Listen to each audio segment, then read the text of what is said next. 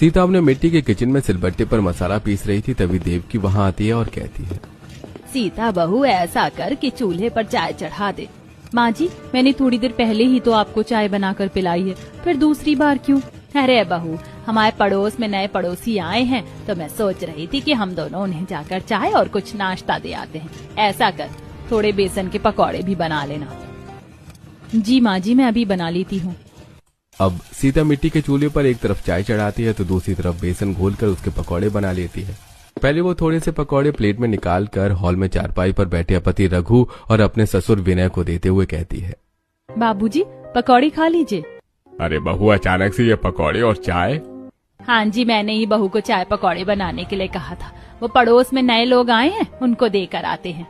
अब देवकी और सीता चाय और पकौड़े लेकर अपने पड़ोसी के घर जाती हैं, जहां मुकेश और अंबर सोफा उठाकर लेकर आ रहे थे और किरण डिनर सेट उठाकर ले जा रही थी।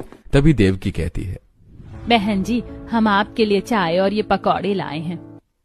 किरण चाय और पकौड़े खुशी खुशी ले लेती है और देवकी को धन्यवाद देती है। देवकी के जाने के बाद किरण अपने पति मुकेश और बेटे अंबर से कहती है, हमारे पड़ोसी सच में बड़े ही अच्छे हैं। हाँ किरण, मैंने तो तुमसे कहा ही था कि गांव में भी अच्छे पड़ोसी मिल जाते हैं। दरअसल मुकेश और किरण अपने बेटे अंबर के साथ शहर में रहते थे, लेकिन अंबर की अभी अभी सरकारी नौकरी लगी थी और उसे इसी गांव में ट्रांसफर मिला था।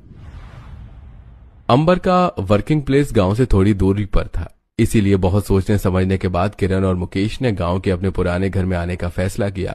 किरण और मुकेश को आए हुए आज पूरे 3 दिन हो गए थे। अगली सुबह खाना बनाते समय किरण देखती है कि फ्रिज में हरी धनिया नहीं था। वो सोचती है, हरी धनिया के बिना तो सब्जी में स्वाद ही नहीं आएगा। ऐसा करती हूँ, पड़ोसी से मांग कर ले आती हूँ। ये सोचकर किरण अपने पड़ोसी के यहाँ जाती है।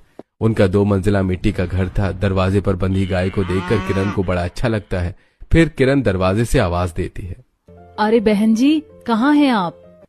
तभी देवकी किचन से आवाज देकर कहती है, बहन जी, रसोई में हूँ, आ जाइए। किरण अंदर जाती है। वो देखती है कि देवकी का घर पूरा मिट्टी से बना हुआ है। किरण हॉल और कमरों में होती हुई किचन में जाती है और देखती है कि देवकी की रसोई भी मिट्टी की ही बनी हुई है। देवकी की बहू सीता मिट्टी के चूल्हे पर रोटियां बना रही थी और देवकी वहां बैठी सब्जी काट रही थी। देवकी किरण को देखते हुए कहती है, बैठ जाइए बहन जी। नहीं नहीं देवकी बहन, मैं फिर कभी आऊंगी। अभी तो मैं आपसे हरी धनिया लेने आई हूँ। ठीक है बहन। अब देवकी गीले कपड़ों में लपेटी हुई हरी धनिया निकालकर किरण को दे देती है और किरण हरी धनिया लेकर चली जाती है। अगले दिन किरण बालकनी में कपड़े सुखाने के लिए जाती है तो देखती है कि देवकी आंगन में झाड़ू लगा रही है और उसकी बहू सीता गाय को चारा डाल रही है।